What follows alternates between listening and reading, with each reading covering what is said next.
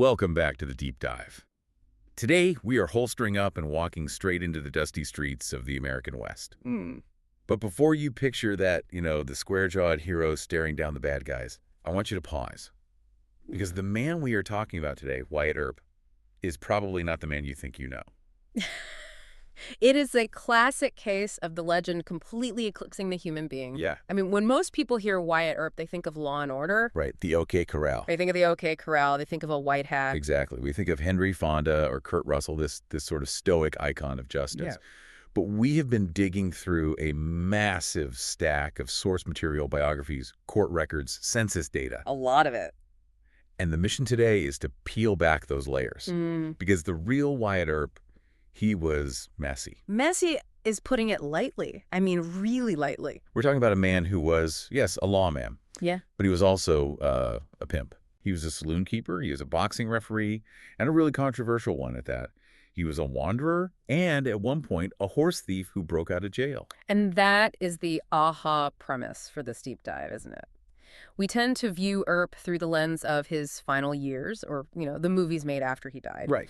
But if you look at the trajectory of his actual life, his fame during his lifetime didn't really come from being a hero. In fact, for a huge chunk of his life, he was more likely to be arrested than to be doing the arresting. So let's unpack this. We need to go back to the beginning. Before the mustache, before the buntline special revolver, Wyatt Barry Stapp Earp was born March 19th, 1848 in Monmouth, Illinois. And right from the start, you see this restlessness in his character. The source material paints a picture of a kid who just could not sit still. Okay. The Civil War breaks out when he is barely a teenager. His older brothers, Newton, James, Virgil, they all go and join the Union Army. And Wyatt, he's only 13, but he tries to run away and enlist multiple times. 13, wow. Yeah. And every single time, his father, Nicholas Earp, has to go find him and drag him back home. It's almost cinematic, this kid desperate for action. But the real drama, the thing that really shapes him, it starts a little later, after the family moves around Iowa, California, and eventually Wyatt lands in Lamar, Missouri, around 1869. This is where we see the first major tragedy. This is what we call the first spiral. The first spiral. Right. He's in his early 20s. He takes over his father's job as the local constable. It seems like he's on a straight path, He marries a woman named Urilla Sutherland in January 1870. They're building a life. He buys a lot for $50, builds a house. They are expecting their first child. And then catastrophe. Typhoid fever. Urilla dies later that same year, carrying their unborn child. And this is just a pivotal moment in Earp's psychology. The sources really suggest this death just broke him. Completely understandable. He goes into this rapid downward spiral. And when we say spiral, we don't just mean he was sad. He started ending up on the wrong side of the law, almost immediately. Immediately. He gets hit with lawsuits. He was supposed to be collecting license fees for the local schools in Lamar, basically acting as a tax collector, but he was charged with failing to turn the money over. So he was pocketing it. He was pocketing it. Then, in March 1871, it escalates. He's charged with stealing 2 horses in Indian country. Wait, hold on. Horse theft in 1871. That's not like stealing a car today where you get probation. That's a hanging offense in some places, isn't it? It was incredibly serious. A horse was a person's livelihood, their transportation, their tractor. Stealing one was seen as a fundamental attack on a person's survival. So he gets arrested. He was arrested. Bail was set at $500, which was a huge sum at the time. But here's the kicker. He didn't wait for the trial. He escaped. He broke out. Like something out of a movie. He literally climbed out through the roof of the jail and fled to Illinois. So the future marshal of Tombstone, the face of American law and order, is technically a fugitive horse thief. Precisely. And he lands in Peoria, Illinois. Now, if you're imagining he went there to start fresh and become a respected citizen, think again. Okay. This is where we get to the era of the Peoria Bummer. I love this nickname, the Peoria Bummer. What? It sounds funny to modern ears, like a bad sports mascot, but it was not a compliment, was it? Not at all. A bummer in 1872 was synonymous with a loafer, a tramp, someone who imposes on hard-working citizens. It was a slur for the underclass. A drain on society. Exactly. And the records from Peoria are just eye-opening. In February 1872, the police raid a brothel. And who do they arrest? Wyatt Earp. And he wasn't just there as a customer. The charge was keeping and being found in a house of ill fame. Keeping is the operative word. So he's working there. He was working there. He was fine. And it wasn't a one-time thing. He gets arrested again in May and then again in September. This time he's on something called the Beardstown Gunboat. The Beardstown Gunboat. That sounds like a warship. Far from it. It was a floating brothel. Get out! Yeah, a keelboat fitted with a ramshackle wooden house that floated on the river. The idea was that by being on the water, they could drift between jurisdictions and make it harder for the local police to raid them. That's actually pretty smart. So he's running security or management for a floating sex barge. Essentially. The newspaper reports from the time are brutal. They list him as the Peoria bummer and group him with contemptible loafers. He was essentially working as a pimp or an enforcer for these brothels. This is the part of the biography that Hollywood ignored for decades. This is such a stark contrast to the legend. Yeah. Later in life, didn't Earp try to cover this up? Because if I were trying to be a famous hero, I would not want brothel bouncer on my resume. Oh, absolutely. Years later, when he was talking to his biographer Stuart Lake, Earp claimed that during this exact period, the winter of 1871 to 1872, he was out hunting buffalo on the plains. Of course he was. He painted this picture of himself as a solitary frontiersman communing with nature. The classic, I was hunting buffalo alibi. Yeah. Sounds much better than I was in jail in Peoria. Right. But the court records in Peoria place him squarely in jail or in court, paying fines for running brothels. There is zero evidence he ever hunted buffalo during that specific window. It was a complete fabrication to hide his criminal past. So he eventually leaves Peoria, probably a good idea given the reputation he was building, and heads to Wichita, Kansas in 1874.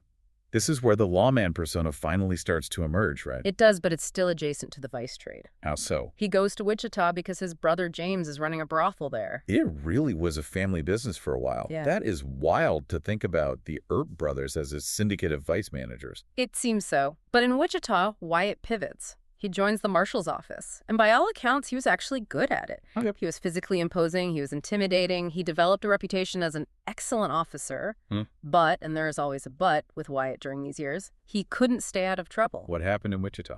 Politics and his temper. In 1876, a former marshal named Bill Smith accused Wyatt of using his office to hire his brothers. Nepotism, basically. Wyatt didn't take it to court, he took it to the street.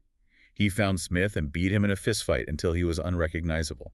Which I assume didn't go over well with the city council. You can't just beat up your political rivals in the street. No. He was fired. The council voted against rehiring him, and they essentially withheld his pay. So he moves on again. This is the pattern. Do good police work, get entangled in politics or violence, get fired or leave town, move to the next boomtown. And the next boomtown is the big one? Dodge City. Dodge City, Kansas. 1876, the queen of the cowtowns. This is where the legend really starts to gain traction. He's appointed assistant marshal. But even in Dodge, he had his clumsy moments. I found the story in the notes hilarious. Tell us about the loose gun incident. Because we always picture him as having nerves of steel and perfect control. Laughing. It is hard to square this with the movie image. January 1876, he's sitting in a saloon back room. He leans back in his chair, and his revolver falls out of his holster, hits the floor, and discharges. A great gunfighter shoots himself. He shot a hole through his coat. The report says it caused a lively stampede from the room as people scrambled for cover. It's a reminder that these were real people with primitive firearms, not superheroes. It humanizes him. But Dodge is also where he meets the other half of the legend, Doc Holliday. How did that happen? Because in the movies, they usually meet in a saloon in Dodge, but the source says it started in Texas. Correct. In 1878, Wyatt was tracking an outlaw named Dave Rudabaugh. He followed him all the way to Fort Griffin, Texas. Okay. Wyatt goes into the Beehive Saloon, owned by an old acquaintance, and asks about Rudabaugh. The owner points him to a skinny, sickly gambler sitting at a table. That was Doc Holliday. And Doc had the intel. He did. He told Wyatt that Rudabaugh had headed back to Kansas. But that meeting sparked a friendship. Later, when Doc came up to Dodge City, he reportedly saved Wyatt's life in a saloon standoff with some cowboys. And that cemented it. That cemented a bond that, frankly, defined the rest of their lives. It's fascinating because on paper, they shouldn't be friends. Wyatt is the lawman, the stoic. Doc is the chaotic, dying gambler. I guess opposites attract, especially when bullets are flying. We also have to mention the George Hoyt shooting in Dodge. This is often cited as a moment of Wyatt's incredible marksmanship. But the facts are a little murkier, aren't they? This was July 1878. Some drunken cowboys are shooting up a theater, actually causing a comedian on stage to dive for cover. Wow. Wyatt and Bat Masterson respond. The riders are fleeing, galloping away in the dark. Wyatt fired. And he claimed he drilled the guy, right? Wyatt told his biographer later that he saw George Hoyt against the morning horizon and fired a fatal shot. It sounds very heroic, Right. but the historical record shows Hoyt fell, yes, but he died a month later from gangrene after his leg was amputated. It wasn't quite the dead center shot Wyatt remembered, but it certainly stopped the outlaw. So by 1879, Dodge is calming down, it's becoming civilized. And for a man like Wyatt Earp, civilized means boring and less profitable. Exactly. Right. The Earps were always looking for the main chance, the next big boom. Virgil Earp was already out in the Arizona territory, and he writes to Wyatt saying, "Come to Tombstone." Tombstone. The name just sounds ominous.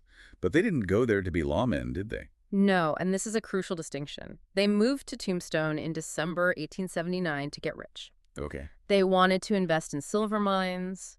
They bought claims. They bought water rights. They wanted to be businessmen. Pinning on a badge was plan B. But the law pulled them back in. Well, the mines didn't pay out as quickly as they hoped, so they fell back on what they knew. Virgil was a deputy U.S. Marshal. Wyatt started working for Wells Fargo as a shotgun messenger, but the real friction in Tombstone, the thing that led to the OK Corral, wasn't just good guys versus bad guys. It was political. It was deeply political. Let's pause on that because I think we miss this context today. We think of the Wild West as just anarchy. But Tombstone was basically fighting the Civil War all over again, wasn't it? Absolutely. You have to understand the demographics. The Earps were Northerners. They were Republicans. They represented the Union, the federal government, and big business interests coming from the East Coast. And the people they were fighting against. The cowboys. Now, in 2024, cowboy sounds like a compliment. It means a hardworking guy on a ranch. Right. But in 1880 Arizona, cowboy was a pejorative. It was synonymous with rustler or gangster. And politically, these guys were Southerners. Many were Confederate sympathizers. They were Democrats. They represented the rural, agrarian, don't tread on me mindset. So the gunfight at the OK Corral is basically Republicans versus Democrats with revolvers. In a way, yes, it was a culture war. The Cowboys, the Clantons, and McClorys saw the Earps as interfering city slickers trying to impose federal law on their territory. The Earps saw the Cowboys as a criminal syndicate holding back progress. And stuck in the middle of this is Johnny Behan. Johnny Behan is the antagonist of the story. He was a county sheriff. Now, in those days, the sheriff job was incredibly lucrative because the sheriff got to keep 10% of all the taxes they collected. Wow. We're talking $40,000 a year in 1880s money. That is astronomical. Yeah. That's millions today. Easily. It was the prize everyone wanted. Both Wyatt and Behan wanted that job. And according to Wyatt, they made a deal. Okay. Behan would take the sheriff's spot and appoint Wyatt as his undersheriff, and they'd split the fees. But Behan reneged. He did. He got the job and appointed a Democrat instead. Wyatt was a Republican. So you have this political rivalry, but then you throw a woman into the mix. Josephine Marcus. Josephine Marcus. She arrived in Tombstone with Johnny Behan. They were living together. She was a Jewish actress from San Francisco, very spirited, very independent. But eventually, she kicks Behan out, allegedly, after finding him in bed with another woman. And she ends up with Wyatt. No, wait. We need to stop here. Because the movies usually show Wyatt and Josephine riding off into the sunset. But the source material mentions someone else. Someone that the movies often leave out or minimize. Maddie Blaylock. This is one of the tragic parts of the Earp story that often gets erased. When Wyatt came to Tombstone, he wasn't single. He brought his common-law wife, Maddie. She was a former prostitute he met in Dodge. By the time they are in Tombstone, she's suffering from severe headaches and is addicted to laudanum, which is a potent liquid opiate. And while Wyatt is courting Josephine, the glamorous actress, Maddie is just there. She's being pushed aside. And the sad reality is, after Wyatt leaves Tombstone with Josephine, Maddie is left behind. She spirals. She has no support system. She goes back to prostitution in a mining camp called Pinal City. Oh, that's awful. And in 1888, she commits suicide by taking a lethal overdose of opium. That is heartbreaking. It really complicates the hero narrative when you realize he abandoned a dependent partner who was struggling with addiction. It does. And Josephine Earp, in later years, worked very hard to erase Maddie's name from any biography of Wyatt. She didn't want the world to know about the other wife. She wanted to be the only love story. So, back to the pressure cooker in Tombstone. You have the political rivalry with Behan, the romantic scandal, and the criminal element of the Cowboys escalating. Right. And remember, the cowboys were a real threat. They were stealing army mules, robbing stagecoaches. The tensions were rising for months. There were death threats. The cowboys were telling the Earps to get out of town or face the consequences. Which brings us to October 26, 1881, the gunfight at the OK Corral. It's the most famous shootout in American history, but if you blink, you miss it. It lasted only 30 seconds. 30 seconds. All that legend, all those movies, for half a minute of violence. That's it. Around 3 o'clock in the afternoon, Virgil Earp is the town marshal. He deputizes Wyatt. Morgan Earp is there, and so is Doc Holliday. They go down to Fremont Street, actually a vacant lot near the OK Corral, not inside it, to disarm the cowboys. And facing them are Ike Clanton, Billy Clanton, Frank McClory, Tom McClory, and Billy Claiborne. The spacing was incredibly tight. They were only about 6 to 10 feet apart. Wow. Can you imagine staring at someone who wants to kill you from 6 feet away? Who fired first? That is still debated to this day. Witnesses gave conflicting accounts, but the outcome isn't debated. In 30 seconds, roughly 30 shots were fired. And when the smoke cleared? Tom McClory, Frank McClory, and Billy Clanton were dead. Virgil was shot through the calf. Morgan was shot across the shoulders. Doc was grazed. And Wyatt? Wyatt stood there, completely unscathed. He was the only one not hit.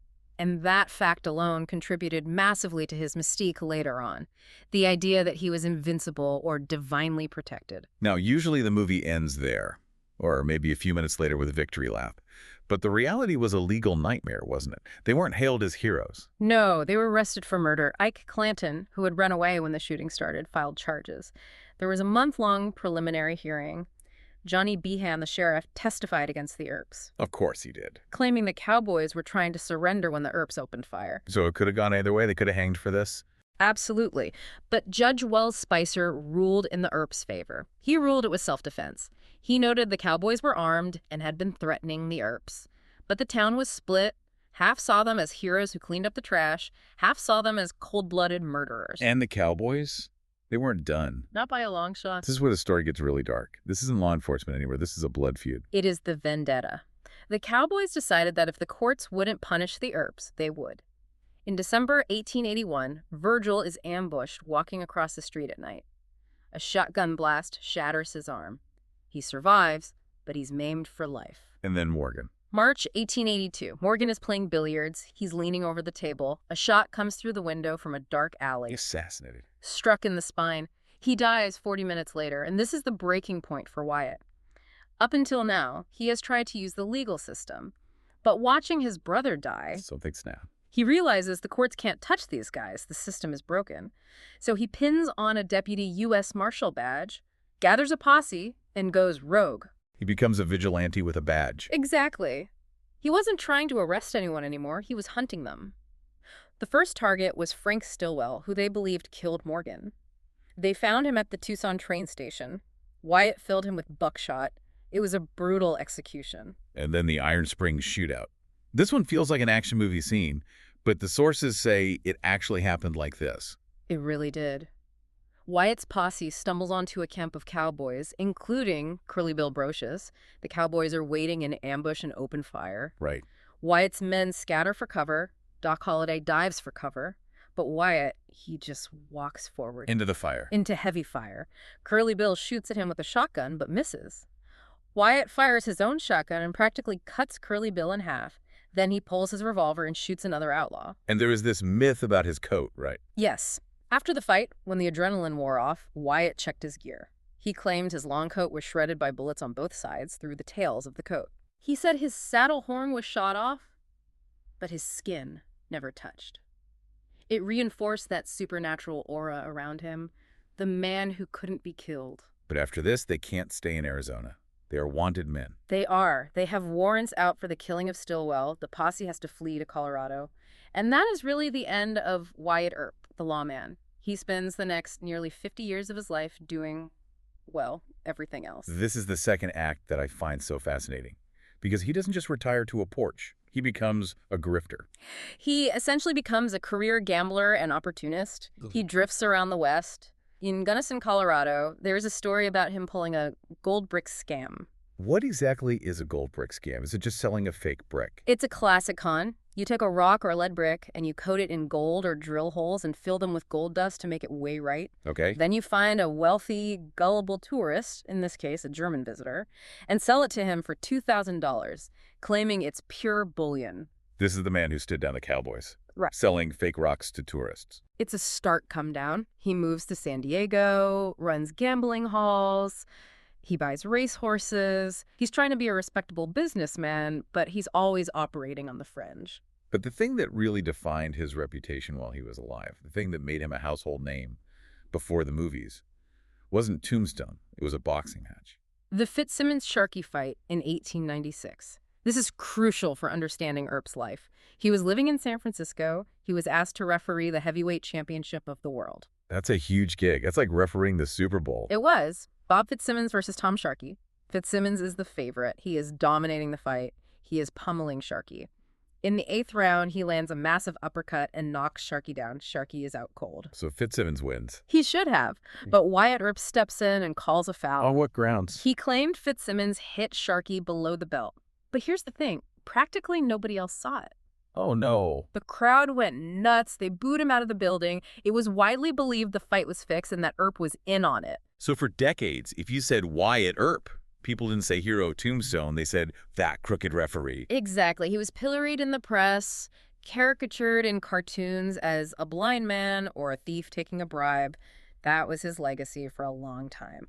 A washed-up, crooked ref. So he escapes the bad press and heads north to the Alaska Gold Rush. 1897, he heads to Nome. But again, he's not there to dig for gold. He's there to mine the miners. Of course. He opens the Dexter Saloon. Which is incredibly fancy for a tent city. It was a palace compared to the rest of the town. 2 stories, thick carpets, mirrors, and according to the sources, a brothel upstairs. He was back to his old tricks. Of course he was. He made a fortune, an estimated $80,000. That's millions today. He should have been set for life. But Josephine, she had a gambling habit. the poker face lady. She loved to gamble, and she wasn't particularly good at it. She apparently burned through that fortune almost as fast as Wyatt made it. So they end up in Los Angeles. The final chapter. The Hollywood years. This is the 1920s. Wyatt is an old man. And it sounds kind of sad. It is a bit melancholic. He's living in small rental bungalows in L.A. In the winters, he's driving out to the Mojave Desert to work these tiny copper claims, just trying to scrape together enough money to pay the rent. But he's also hanging around the movie studios. He's consultant. An unpaid consultant. He visits the sets of silent westerns. He becomes friends with Tom Mix and William S. Hart, the big cowboy stars of the day. They loved him. They loved hearing the real stories. And there's a connection to John Wayne, right? Yes. A young prop boy named Marion Morrison, who would later become John Wayne, met Earp on set. No way. Wayne later said that he based his walk, his talk, and his entire on-screen persona on Wyatt Earp. So every time you see John Wayne, you're seeing a reflection of the real Wyatt Earp. But Earp was desperate to tell his own story. He wanted to clear his name after the boxing scandal. He was. He wanted people to know he was a hero, not a crook. He starts working on a biography with his friend John Flood. They sit in Wyatt's kitchen drinking coffee, smoking cigars. But there is a problem. Josephine. Josephine is the gatekeeper. She sits there and censors everything. Don't tell him about Maddie. Don't tell him about the brothels. Make it sound nicer. The resulting book. It is famously unreadable. Josephine insisted on it being peppy. She literally demanded that Flood write the word "Siek" in all capital letters every time a gun went off. Crack! Crack! Oh, that sounds like a comic book. Publishers rejected it immediately. They called it stilted and florid. So Wyatt dies in 1929, largely believing he failed to clear his name. He dies in a small rental bungalow. Tom Mix cried at his funeral, but the general public, they had mostly moved on. But then, 2 years later, resurrection. Stuart Lake. Stuart Lake publishes Wyatt Earp, Frontier Marshal in 1931, and this book, it basically invents the modern Western hero. Is it accurate? Not even close. It is largely fiction. Lake took the stories Wyatt told him, stripped out all the messy parts, the pimps, the scams, the mistresses, and turned Wyatt into a stoic, teetotaling knight in shining armor. He invented conversations. He glorified the violence. People loved it. It became a massive bestseller, and that book is the reason we have the movies. My Darling Clementine, Gunfight, At the OK Corral, and Tombstone. The Wyatt Earp we know is a fictional character based on a real man, created by a writer 2 years after the real man died. And Josephine, she got her way in the end. She did. She controlled the narrative. She successfully threatened litigation to keep Maddie Blaylock out of the story for decades. She crafted the Sadie and Wyatt romance legend. Before we wrap up, we have to talk about the grave. Because even in death, Wyatt Earp couldn't escape drama. It is bizarre. He's buried in Colma, California, in a Jewish cemetery, the Hills of Eternity Memorial Park. Right. Josephine was Jewish, and she buried him in her family plot. Which is surprising to a lot of people who expect him to be in Tombstone or Dodge City. Right. But the headstone? It kept getting stolen. Stolen, like taken. Multiple times. People wanted a piece of the legend. In 1957, grave robbers actually tried to dig up his ashes but failed, so they stole the 500-pound stone instead. 500 pounds? How do you even move that without a forklift? Determination, I guess. It eventually showed up at a flea market. Hugh O'Brien, the actor who played Wyatt on the TV show, had to offer a reward to get it back. That is just... You can't make this stuff up. It perfectly encapsulates his legacy. It's never just peaceful. It's always a little chaotic, a little criminal, and very public. Exactly. Even his grave is a scene. So what does this all mean when we look at the source material, the stack of facts versus the stack of movies? Who was he? He was a man of his time. That's the most honest answer. The frontier wasn't a place for clear-cut morality. He was violent because the world was violent. He was opportunistic because you had to be to survive. He was loyal to his brothers, absolutely. But he was also a man who used the law when it suited him and ignored it when it didn't. He was a survivor. He was. And he was a reinventor. From farm boy to horse thief to pimp to lawman to vigilante to gambler to saloon owner to Hollywood consultant, he lived 10 lives in one. And thanks to a biography published after he died, we only really remember one of them. Which raises the most provocative question of all. If Stuart Lake hadn't written that exaggerated book in 1931, would we even know Wyatt Earp's name today? Or would he just be a footnote, that guy who fixed a boxing match in 1896? A sobering thought to leave you with.